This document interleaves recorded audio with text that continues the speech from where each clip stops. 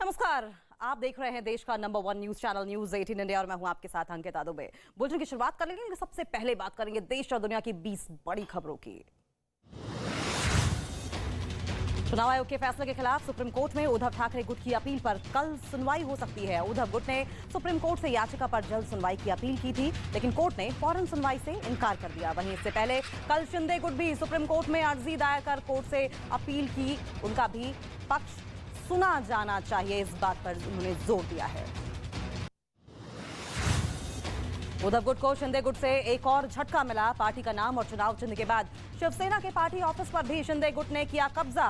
शिंदे गुट को विधिमंडल कार्यालय मिल गया है। विधानसभा अध्यक्ष से मुलाकात करने के बाद शिंदे गुट के नेता पार्टी दफ्तर पहुंचे, जहां आगे की रणनीति पर चर्चा की जाएगी। वहीं पार्टी ने कार्यालय में सभी विधायकों की बैठक भी बुलाई है। प्रधानमंत्री नरेंद्र मोदी आज उत्तराखंड में रोजगार मेले को उन्होंने संबोधित किया। पीएम इस कार्यक्रम में वीडियो कॉन्फ्रेंसिंग के जरिए शामिल हुए हैं और इस दौरान कार्यक्रम में उत्तराखंड के सीएम पुष्कर सिंह धामी भी मौजूद रहे। और इस मौके पर प्रधानमंत्री ने कहा कि बीते कुछ महीनों में केंद्र सरकार ने लाखों युवाओं को नियुक्ति पत्र दिए हैं। पुरानी धारणा को बदलते हुए रोजगार और स्वरोजगार के अवसर बनाए जा रहे हैं। यूपी विधानसभा में आज से बजट सत्र की शुरुआत होते ही विपक्षी दलों ने राज्यपाल के अभिभाषण का किया विरोध। सदन में जमकर की नारेबाजी। यूपी विधानसभा में 22 फरवरी को बजट होगा पेश। वहीं विधानसभा के बाहर भी समाजवादी पार्टी के विधायकों ने जमकर काटा हंगामा और राज्य सरकार के खिलाफ जमकर की नारेबाजी किया प्रदर्शन। दिल्ली में एआईएमआईएम प्रमुख असदुद्दीन ओवैसी के आवास पर हमला कर दिया गया। बताया गया कि कुछ लोगों ने ओवैसी के अशोका रोड स्थित आवास पर पथराव किया है और इस मामले में ओवैसी ने दिल्ली पुलिस से शिकायत भी की। आज सुबह पुलिस ने मौके पर पहुंचकर जांच शुरू कर दी है। पुलिस कई एंगल से इस घटना की जांच कर रही है। हालांकि अभी तक आरोपियों का कोई सुराग नहीं मिल पाया है।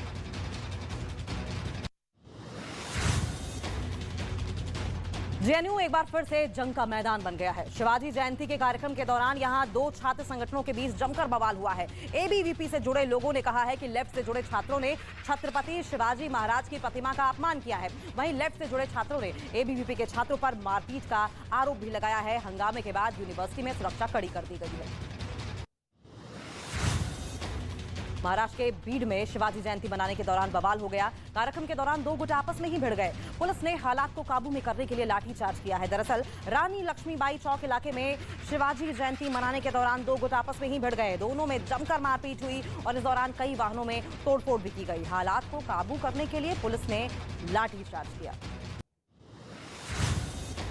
बिहार की राजधानी पटना में पार्किंग को लेकर हुए विवाद के बाद इलाके में तनाव बरकरार है। भारी पुलिस बल की तैनाती के बीच आज सुबह फिर से आगजनी का मामला सामने आया है। दरअसल रविवार को दो पक्षों में हुई ताबड़तोड़ फायरिंग में एक ही परिवार के 2 लोगों की मौत हो गई थी, जिसके बाद से गुस्साए लोगों ने इलाके में जमकर बवाल काटा है। छत्तीसगढ़ में रायपुर समेत करीब 13 लोकेशन पर ईडी का सर्च ऑपरेशन जारी है। सूत्रों के मुताबिक खनन घोटाला से जुड़े मामले में ये कार्रवाई हो रही है और इस मामले में कांग्रेस के कई नेताओं के घर भी छापेमारी की जा रही है। इसी मामले में सौम्या चौरसिया, सूर्यकांत तिवारी समेत कई आरोपियों की गिरफ्तारी भी हो चुकी है। पुलिस मामले को जांच को आगे बढ़ा रही है। पंजाब के संगरूर से दिल दहला देने वाला एक वीडियो सामने आया है। वहां कुछ लोग एक आदमी की बेरहमी से पिटाई करते हुए नजर आ रहे हैं। 3 लोगों ने लाठी डंडों से उस आदमी को जमकर पीटा। दरअसल कोर्ट में चल रहे एक पुराने मामले में इस आदमी को बेरहमी से पीटा गया है। पुलिस ने सभी आरोपियों के खिलाफ कई धाराओं में केस दर्ज कर लिया है और तलाशी अभियान शुरू कर दिया है और घायल आदमी को अस्पताल में भर्ती कराया गया। जम्मू कश्मीर के गांदरबल से हैरान कर देने वाली तस्वीरें आई हैं सामने, जहां अचानक पहाड़ का एक बड़ा हिस्सा मकानों और सड़कों पर जा गिरा। पहाड़ से मलबा आने की वजह से कई पेड़ उखड़ गए। बताया गया कि पहाड़ का मलबा गिरने से करीब 15 घर और करीब 40 दुकानें जद में आ गई हैं, जिससे वहां अफरा तफरी मच गई और इस हादसे की जानकारी मिलते ही सेना ने मोर्चा संभाल लिया है और बचाव के काम में जुट गई।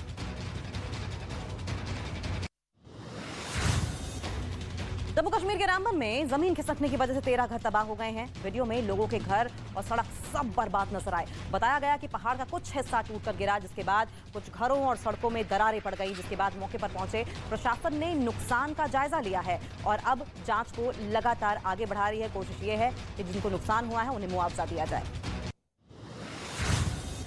निक्की यादव मर्डर केस में दिल्ली पुलिस आज सभी 6 आरोपियों को कोर्ट में पेश करेगी। दिल्ली पुलिस कोर्ट के सभी आरोपियों के रिमांड मांगेगी। निक्की केस में साहिल के अलावा बाकी सभी 5 आरोपियों के अलग अलग बयान सामने आए हैं, जिसके बाद क्राइम ब्रांच इन सभी को कुछ ऐसी लोकेशन पर ले जा सकती है जो कि वारदात से जुड़ी है। इस मामले में साहिल के पिता के साथ साथ दोस्त की भी गिरफ्तारी हुई है। क्रिकेटर पृथ्वी शॉ के साथ मारपीट मामले में आज एक बार फिर से मुंबई पुलिस गिरफ्तार आरोपी सपना गिल को मुंबई के अंधेरी कोर्ट में पेश करेगी।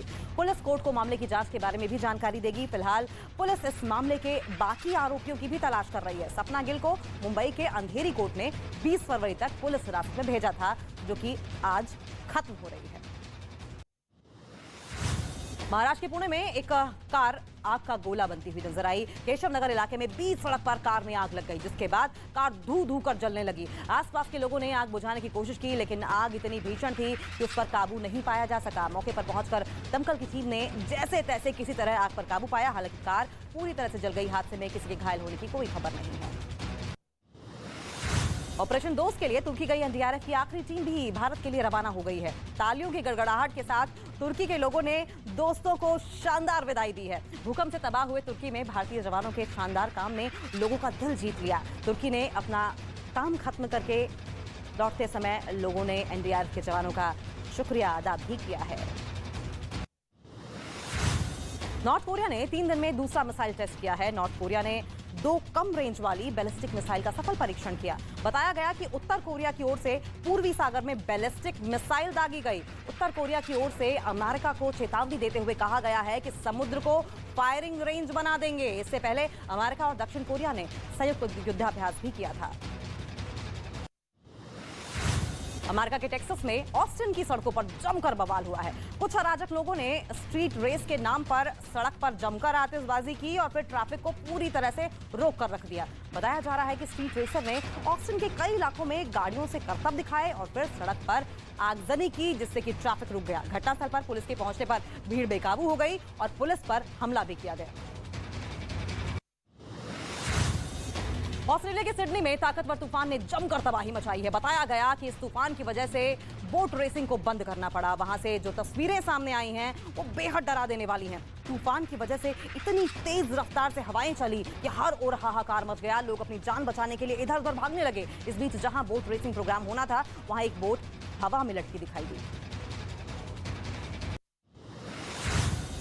वहीं ब्राजील में बाढ़ बारिश से हुई बर्बादी का एक ड्रोन वीडियो भी जारी किया गया है, जिसमें तटीय इलाकों में बाढ़ बारिश से आई तबाही के बाद कई जगह जमीन खिसक गई, घर मलबों में तब्दील हो गए। दावा यह है कि इस तबाही में अब तक 36 लोग अपनी जान गंवा चुके हैं और सैकड़ों लोग घायल हैं। बड़े स्तर पर रेस्क्यू चलाया जा रहा है ताकि लोगों को तत्काल मदद मुहैया करवाई जा सके, उन्हें सुरक्षित बाहर निकाला जा सके।